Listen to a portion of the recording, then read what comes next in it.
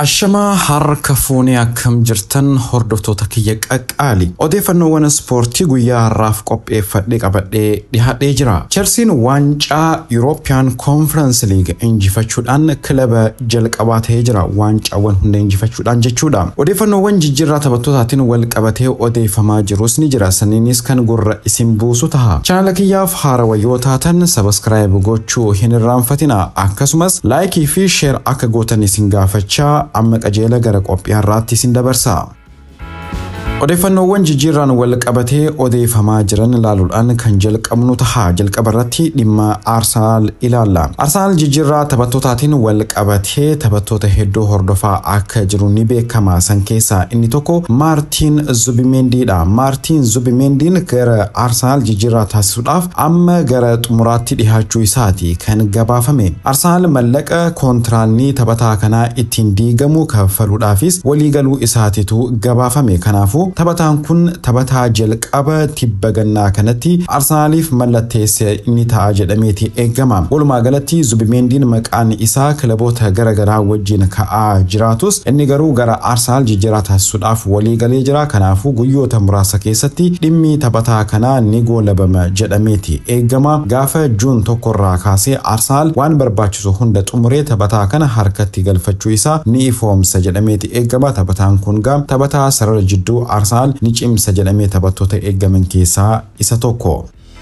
Achuma Arsenal bira turreeti waa'ee taphataa biraa ilaalla. Taphataa sarara fuulduraati kan maqaan isaa irra deddeebiidhaan Arsenal wajjin dhahamaa jiru jechaadha. Benjamin Sheshko jedhama. Ammaan tanatti kilaba RB Leipzig jedhamuu fi kan taphataa jiru. Taphataa umrii 21 kana mallatteessuu yoo barbaadan Arsenalonni mallaqa paawundii 92.5 itti dhiyaatu kaffaluu akka qaban gaafatamanii jiru jechuudhaan gaazexaan England kan The Telegraph jedhamu gabaasee jira. Taphataan kun mallaqa kontiraanni isaa ittiin diigamuu qaba. Paawundii miliyoona 70. Haa ta'u malee kilabichi taphataa kanaa fi mallaqa guddaa gaafachuudhaaf qophaa'ee jira jechuudhaan The Telegraph gabaasee jira. Arsenal mallaqa hammana guddatu kaffaluu irra xiyyeeffannaa isaa gara taphattoota biraa naanneessuu danda'a oduun jettu ni jira.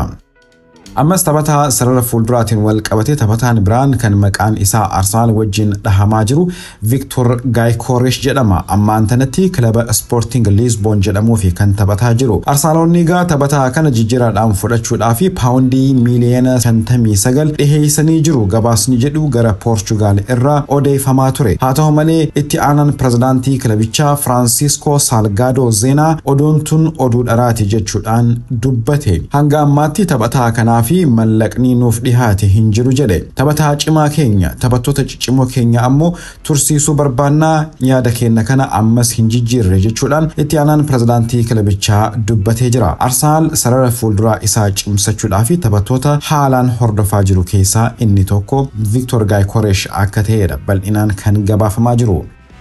Ammas achuma Arsenal bira turra. Arsenal taphataa sarara qarqaraa Bayern Munich Leroy Sané jijjiiraadhaan fudhachuudhaaf morkii taasifamutti makamuu isaa gaazexaan England kan The Times jedhamu gabaasee jira. Taphataa umrii 29 kan ta'e Leroy Sané kontiraanni isaa xumuramee jira. Hanga ammaatti waliigaltee irra hin geenye. Walumaa galatti gaafa Juun 30 kontiraanni isaa kan xumuramu ta'a jechaadha. Hanga saniitti yoo kontiraat haarawaa hin mallatteessine bilisaan kilabicha gad lakkisee gara biraa deemuu danda'a. Kanumaan wal qabate kilaboonni akka Tottenham Hotspur taphataa kana akka mallatteessanii fi yaadni isaaniif dhihaatee jira. Arsenal ammoo amma taphataa kana jijjiiraadhaan fudhachuudhaaf morkii taasifamutti makamuu isaatitu gabaafame. Odeeffannoowwan Liverpooliin wal qabatanii odeeffamaa jiranitti ceena. Goolii eegaan isaanii Kaayoomeen Keleher xiyyeeffannaa Brentford keessa seenee jira. Warri Brentford goolii eegaa isaanii Mark Flecken gadi lakkisuudhaaf haasawaa irra jiranii. Taphataan kun gara Jarmanii imalee Bayer Leverkuseniif taphachuudhaaf haasawaa irratti argama. Gara xumuraatitti dhiyaachuu isaatitu gabaafame. Kanuma bu'uura godhachuun warri Brentford goolii eegaa isaanii cimsachuudhaaf Kaayoomeen Keleher Liverpool irraa fudhachuu gaaffii dhiheessuu isaaniititu gabaafame. Walumaa galatti Liverpool taphataa kana gad lakkisuudhaaf paawundii miliyoona 20 dhihaatu gaafachuudhaaf qophaa'ee jira. Taphataan sarara ittisa Bournemouth Milos Kerkez gara Liverpool deemuudhaaf hayyamamaa ta'uun isaa gabaafamee jira. Milos Kerkez gaaffii Liverpool irraa isaaf dhiyaate kan fudhate yoo ta'u karaa kaffaltii mindaatiinis kan ka'eega taphataan kun mindaa isaaf dhiyaatu fudhachuudhaaf qophii ta'uun isaa gabaafamee jira. Kan barbaachisu haasawa Liverpool fi Bournemouth jidduutti ta'uu akka ta'edha kan gabaafame. Bournemouth fi Liverpool jidduutti waliigaltee irra gahamuu yoo danda'e taphataan kun Liverpooliif mallatteessuuf hayyamamaa ta'uun isaa gabaafamee jira. Sarara ittisaa isaanii cimsachuu barbaadu kan umriidhaan fagaataa jiru Andrew Robertson jijjiiruus ni barbaadu. Kanaafuu Milos Kerkez taphataa jijjiirraa tibba gannaa kanaatiin gara Liverpool jijjiirraa taasisuudhaaf hayyamamaa ta'uun isaa gabaafameera.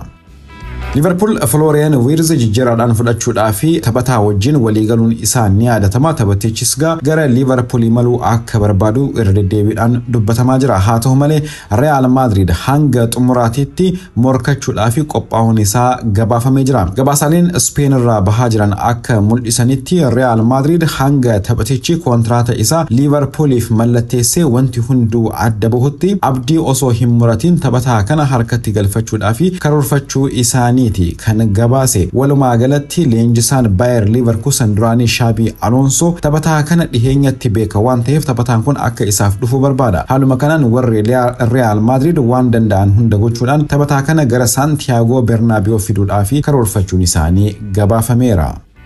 Odeeffannoowwan Manchesterin wal qabatanii odeeffamaa jiran ilaalla. Inni dura waa'ee Marcus Rashforditi. Marcus Rashford jijjiirraa ji'a amajjiitirraa kaasee kilaba Aston Villa jedhamu wajjin dabarsuun isaa ni yaadatama. Taphataan kun amma turtiin Aston Villa wajjin qabu waan xumuramee jiruuf gara Manchester United ni deebi'a jedhameeti eegama. Haa ta'u malee innis Manchester United keessa turuu fedha hin qabu. Kanaafuu gara kilaboota biroo deemuudhaaf yaalii irra akka jirudha kan gabaafame. Haaluma kanaan bakka bu'aa isaatii fi obboleessi isam gara Barcelona imaluudhaan Sporting Director Barcelona kan ta'e Deco wajjin mari'achuun isaanii gabaafamaa jira. Manchester United taphataa kana gallakkisuudhaaf yoo xiqqaate paawundii miiliyoona 40 akka barbaaduudha gabaafamaa kan jiru. Walumaa galatti Marcus Rashford gara Barcelona imalee Barcelonaadhaaf taphatu akka barbaaduudha kan gabaafame.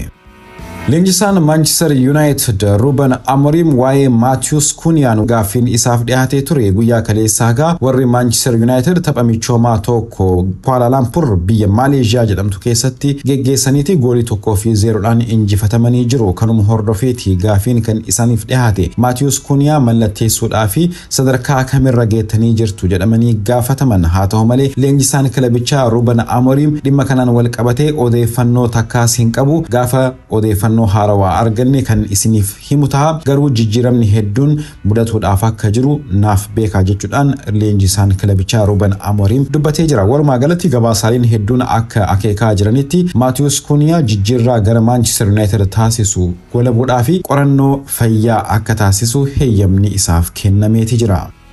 Newcastle United taphataa sarara ittisaa Crystal Palace Mark Gay fudhachuudhaaf sochii jalqabuun isaa gabaafamee jira. Dabalataanis taphataa sarara qarqara Brentford kan ta'e Brian Mbeumo xiyyeeffannaa Newcastle United keessaa akka jiru gabaafamee jira. Newcastle United carraa bara dhufu Champions League keessatti morkatuudha argatee jira. Kanaafuu sarara ittisaa isaatii fi sarara fuuldura akkasumas akka waliigalatti kilabicha cimsuudhaan waancaa Champions League irratti morkataa ta'uudhaaf karoorfachuu isaati The Telegraph kan gabaase. Tibba gannaa darbeetiin warri Newcastle United Mark Gay jijjiiraadhaan fudhachuudhaaf yaalii hedduu irra deddeebiidhaan godhanii osoo hin milkaa'in hafanii jiru. Ammas irra deebi'uudhaan taphataa kana fudhachuudhaaf karoorfachuu isaaniitu gabaafame.